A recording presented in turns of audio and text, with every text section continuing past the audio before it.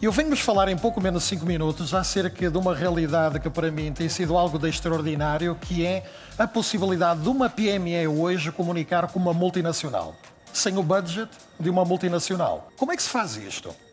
Existem dezenas de ferramentas hoje em dia, text to vídeo, image to vídeo, vídeo to vídeo, tudo aquilo que vocês possam imaginar. Por que não vocês utilizam influencers digitais na comunicação das vossas marcas, com muito menos riscos associados àquilo que realmente nós temos dentro do conceito das pessoas reais? E realmente o feedback que nós tivemos do público foi extraordinário, que é vocês contaram uma história muito bonita. Fizemos este post com um texto muito engraçado e foi o post que no LinkedIn teve o maior conjunto de likes durante um ano de publicações da Água Monchique.